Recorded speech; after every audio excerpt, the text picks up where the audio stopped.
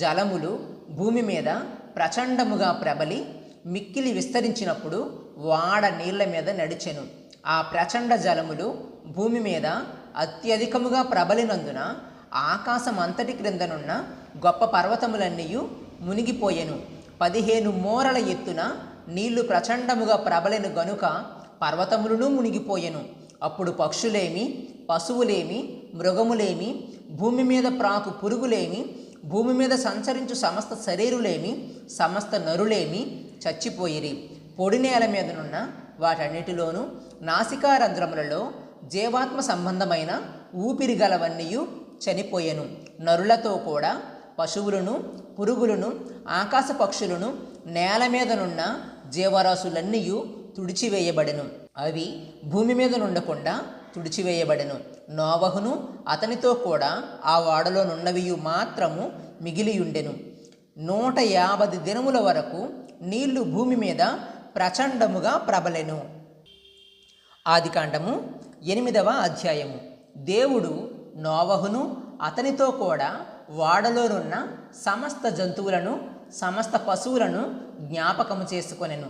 దేవుడు భూమి మీద వాయువు విసరునట్లు చేయుట వలన నీళ్లు తగ్గిపోయెను. అగాధ జలముల ఓటలను, ఆకాశపు తూములను మూయబడెను. ఆకాశము నుండి కురియుచున్న ప్రచండ వర్షము నిలిచిపోయెను.